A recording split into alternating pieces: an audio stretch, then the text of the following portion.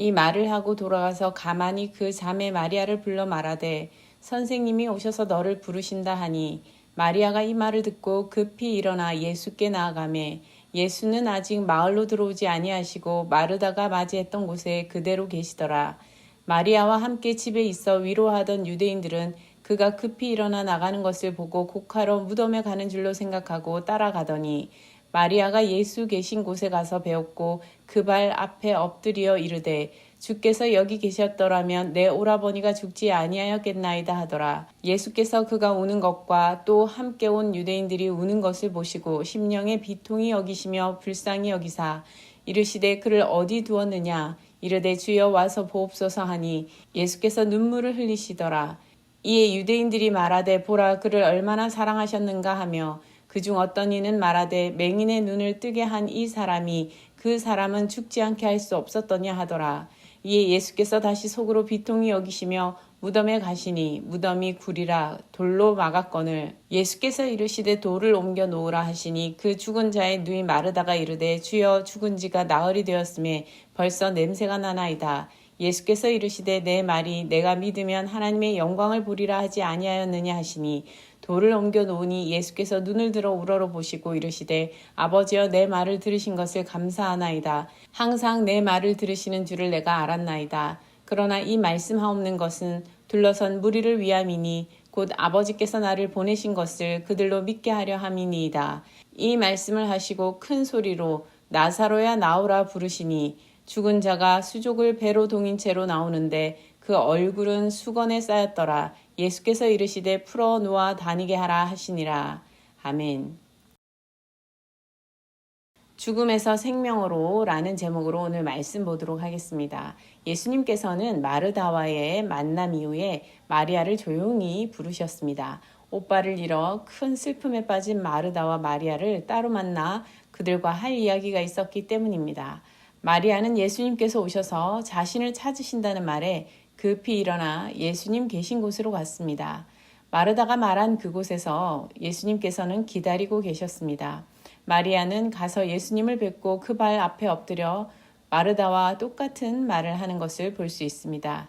이때 마리아가 무덤으로 가서 곡하려는 줄 생각하고 유대인들이 같이 곡을 하러 따라왔습니다. 이웃으로서 따뜻한 정이 느껴지는 부분이라 할 수 있겠습니다.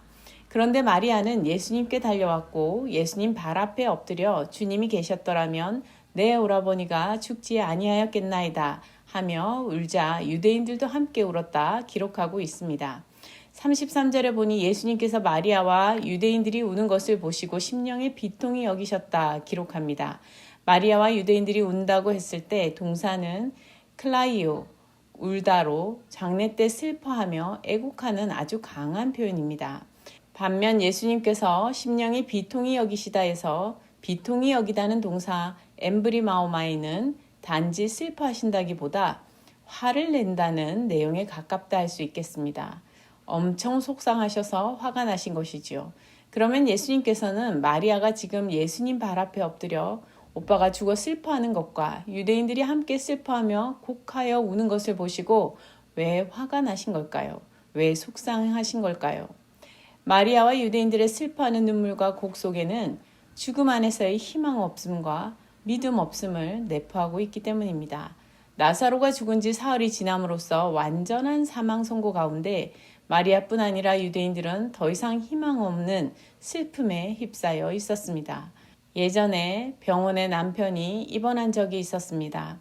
그때 옆 침상에 계신 젊은 분이 내내 힘들어 하시다가 결국 밤에 피를 토하고 많은 피를 쏟고서 아침에 중환자실로 실려갈 지경이 되었습니다.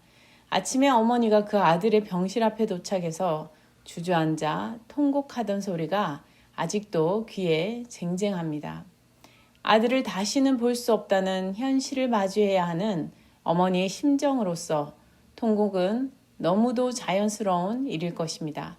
마리아와 이 유대인들도 이런 너무도 자연스러운 통곡을 하고 있는 것입니다. 그러나 중요한 것은 그들 앞에 지금 찾아오신 예수님께서 계시다는 것입니다. 생명의 주 되시며 하나님의 아들 그리스도 되신 주님이 오셨으나 주님을 믿음의 눈으로 바라보고 있지 못하고 있다는 것입니다.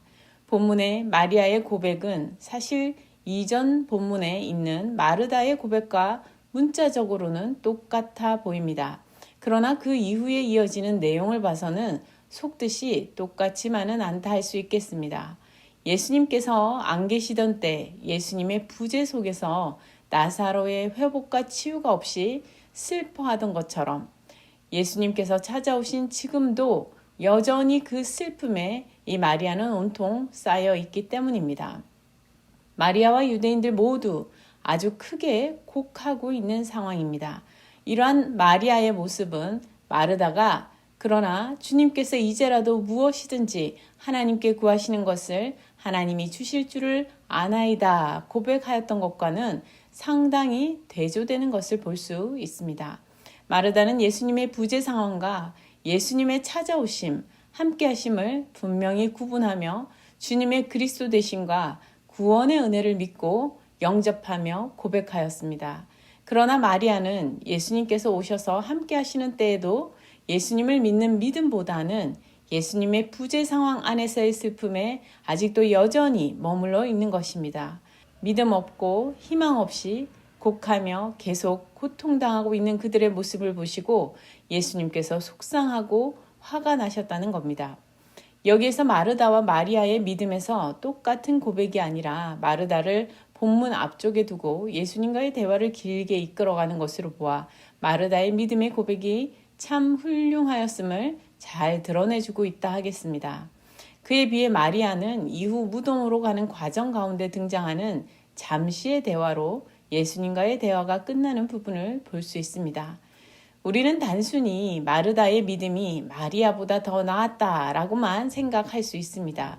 또 다른 본문에서는 예수님 발 앞에서 말씀을 듣기를 좋아했던 마리아가 칭찬을 듣고 부지런히 예수님을 영접하려다가 동생을 꾸짖어 주기를 바랬던 마르다는 결국 꾸지람을 들어 마르다보다 마리아가 믿음이 좋았다라고 생각할 수도 있겠지요. 그러나 때로 우리의 믿음은 잠시 누구의 믿음보다 클 수는 있습니다. 그러나 우리의 믿음의 크기도 아주 일시적인 것이지요. 중요한 것은 누가 더 큰 믿음을 가진 사람인가가 아니라 예수님과의 관계 안에서 어떻게 바른 믿음의 고백을 할 수 있는가입니다. 마리아와 유대인들은 지금이라도 예수님께서 도와주실 수 있음을 믿지 못하고 바라지도 못하고 있었습니다. 유대인들 중에 일말의 희망이라도 갖고 있던 사람이 37절에 다음과 같이 말하는 것을 볼 수 있습니다. 맹인의 눈을 뜨게 한 이 사람이 그 사람을 죽지 않게 할 수 없었더냐. 맹인의 눈을 뜨게 하신 분이신 예수님께서 그를 죽지 않게 할 수도 있었기를 바라는 마음이 있겠지요. 그렇지만 이제는 죽음 이후에 아무것도 할 수 없음을 전제하고 예수님을 바라보고 하는 말인 것입니다. 무덤에 있는 나사로를 향해 예수님께서 행하실 그 어떤 것도 기대하지 못하고 있는 것이죠. 이러한 믿음 없음을 보시고 다시 한번 예수님께서 비통히 여기셨다 기록하고 있습니다. 믿음 없는 이들을 통해 화가 나셨고 엄청 속상해 하셨습니다. 다시 앞부분으로 돌아가면 33절에 예수님께서는 비통히 여기시고서 불쌍히 여기셨다 기록하고 있습니다. 믿음이 적어 죽음 앞에 무기력하게 속하여 있는 이들을 보실 때 화가 나셨지만 곧 예수님께서 불쌍히 여기시는 내용으로 이어집니다. 불쌍히 여기시는 것은 사랑에서 출발합니다. 믿음 없음을 보시고 어두움 가운데 슬피 울고 있는 모습을 보시고 예수님께서는 불쌍히 여겨 주셨습니다. 예수님께서 화나실 만큼 그들의 믿음 없는 모습 속에서도 예수님께서는 불쌍히 여기시며 돕기를 원하십니다. 예수님께서 우리 또한 믿음 없을 때에조차 믿음이 없어 슬픔에 잠겨 아파하며 곡하고 있을 때에조차 우리를 불쌍히 여기시며 우리를 도우시기 원하십니다. 믿음으로 생각지 않고 끝없이 슬픔이 밀려오고 아프고 고통스러울 때조차 주님의 도우심을 청하고 그 도우심을 입는 성도들과 가정 다 되시기를 바랍니다. 예수님께서 그를 어디 두었느냐 물으시니 주여 와서 보옵소서 대답하였습니다. 나사로의 무덤으로 와서 죽음을 보옵소서 하는 이야기입니다. 즉 나사로의 죽음회로의 초대입니다. 여기서 와서 보라는 말은 예수님의 제자들이 사람들을 전도할 때 사용하던 표현과 같습니다. 예수님께로 오라는 초대는 빛으로의 초대이지요. 예수님께서는 어두운 세상을 빛으로 초대하러 오셨고 세상은 예수님을 죽음으로 초대하였습니다. 나사로의 죽음을 생각하며 예수님께서는 눈물을 흘리셨다 기록하고 있습니다.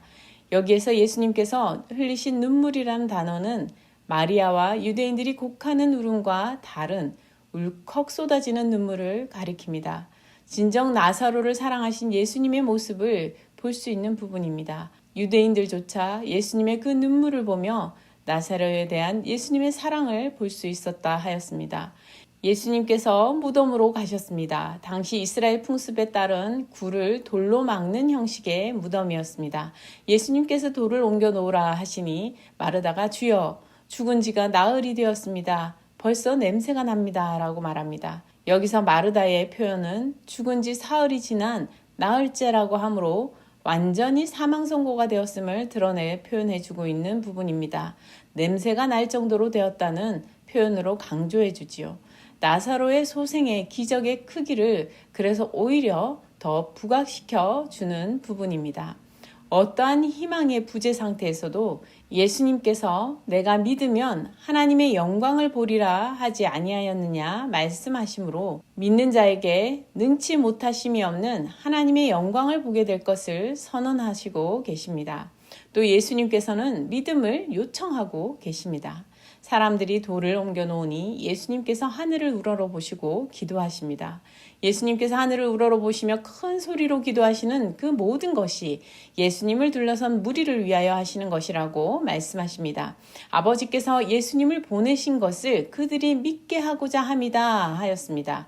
죽음 가운데 있는 나사로를 생명 가운데로 이끄시는 이 예수님께서 바로 하나님으로부터 오신 분이시며 하나님께서 함께 하시는 분이시며 하나님께서 보내신 분이심을 온전히 믿게 하고자 함이라는 것입니다. 예수님께서 행하시는 그 기적 자체가 마술처럼 믿음의 대상이 아니라 죽음을 생명으로 옮기시는 예수님께서 바로 하나님께서 보내신 분이심을 믿게 하고자 함이었습니다. 완전한 절망에서 희망으로 옮겨주시는 이 예수님께서 바로 하나님께서 보내신 분이심을 믿게 하려는 것입니다. 곡소리 나는 곳에서 웃음꽃이 피어나게 하시는 예수님이 바로 하나님께서 보내신 분이라는 것입니다. 여러분, 우리에게 희망은 사라질 수 없습니다. 죽음에서 생명으로 옮겨주시는 예수 그리스도께서 계시기 때문입니다. 예수님께서 우리와 함께 하시기 때문입니다. 예수님께서는 기도를 통하여 일하셨고 기도를 통해 하나님을 드러내시며 하나님의 일을 하셨습니다.